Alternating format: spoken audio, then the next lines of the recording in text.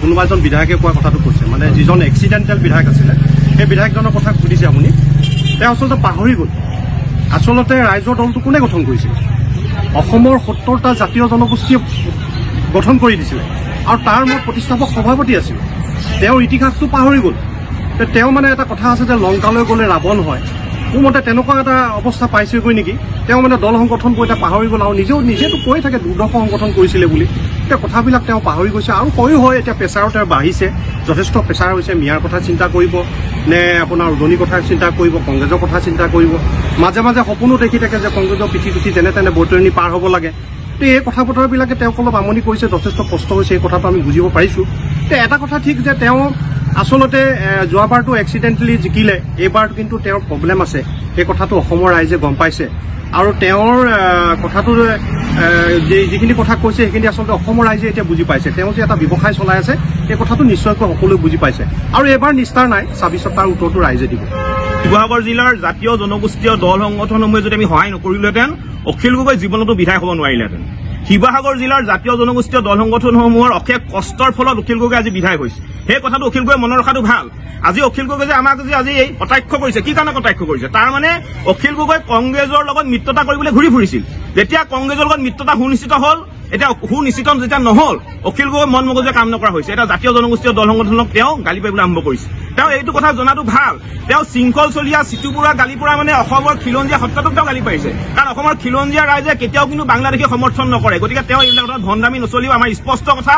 উজনি অসমৰ পৰা মিয়া যাবই লাগিব ইতিমধ্যে উজনি অসমৰ পৰা সম্পূৰ্ণভাৱে মিয়া পলাই পত্ৰং দিছে যে দুই এটা মিয়া উজনি অসমত আছে ১৫ আগষ্টৰ ভিতৰত উজনি অসম ত্যাগ কৰক অন্যথা কিন্তু পৰিস্থিতি বেয়া হ'ব আমি স্পষ্টভাৱে জনাই দিছো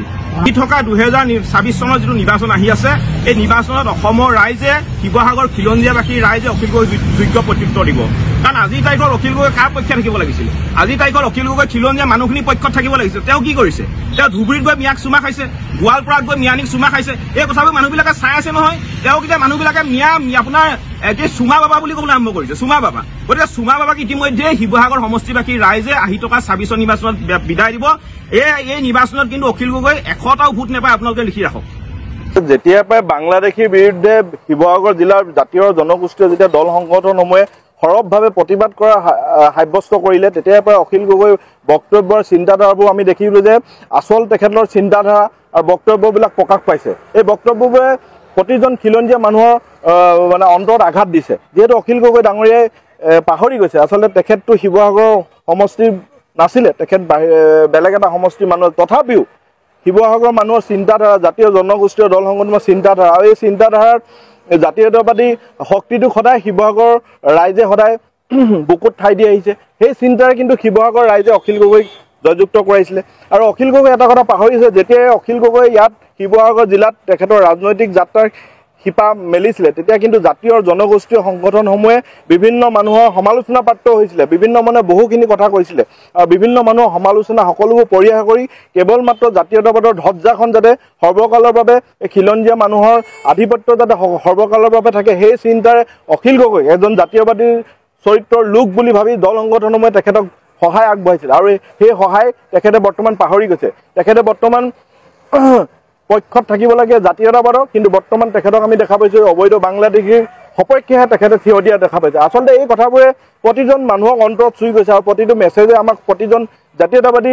চিন্তাধাৰা বা জাতীয় দল সংগঠনৰ প্ৰতিজন ব্যক্তিক আঘাত দিছে আজি সেয়েহে প্ৰতিটো জাতীয় জনগোষ্ঠীয় সংগঠনে অখিল গগৈৰ বিৰুদ্ধে সৰব হোৱা দেখা পালে আৰু এই সৰব হোৱাৰ মূল আচলতে কাৰণ হৈছে অখিল গগৈয়ে খিলঞ্জীয়াৰ প্ৰভুত্ব কথা কৈ কৈ ৰাজনৈতিক পথাৰখনত বহি দিছিলে আৰু বৰ্তমান তেখেতে বাংলাদেশীৰ ভোট বিচাৰি ৰাইজৰ মাজত মানে জনপ্ৰিয় হোৱাৰ চেষ্টা কৰি আছে আচলতে আমি অখিল গগৈক অনুৰোধ জনাইছোঁ যে আপুনি সেই চিন্তা পৰিহাৰ কৰক খিলঞ্জীয়া ৰাইজ আপোনাৰ লগত তেতিয়াও আছিলে এতিয়াও থাকিব যদিহে আপুনি খিলঞ্জীয়া পক্ষত থাকে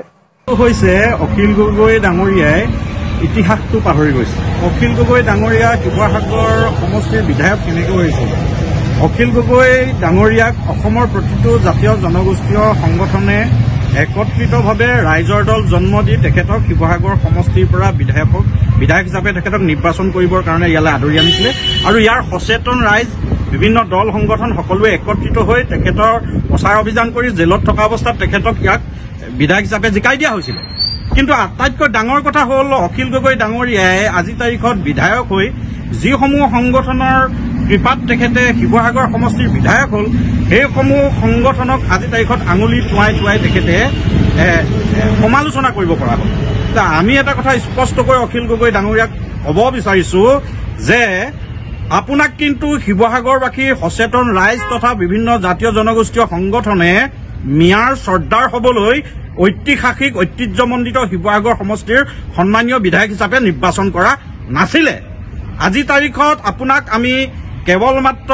মিয়াৰ পিছে পিছে ঘূৰি ফুৰাতকৈ শিৱসাগৰবাসীৰ সচেতন যি নাগৰিকৰ যি পৰামৰ্শ গ্ৰহণ কৰিবৰ কাৰণে আমি আহ্বান জনাইছো আৰু অনাগত সময়ত যদি কেৱল মাত্ৰ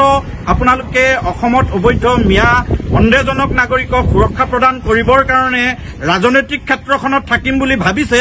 তেনেতে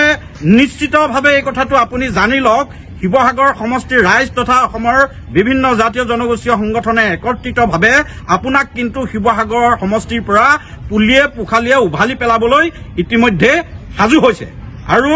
আপুনি কোনো ধৰণৰ তথ্য নোহোৱাকৈ আবুল তাবুল কথাবিলাক বকিবলৈ বাদ দিয়ক। কাৰণ আজি তাৰিখত এই কথাবিলাক কৈ থকাৰ কাৰণে শিৱসাগৰ জিলাৰ লগতে অসমৰ ৰাজনীতিত কিন্তু আপোনাৰ প্ৰাসংগিকতা একেবাৰে নোহোৱা হৈ গৈছে।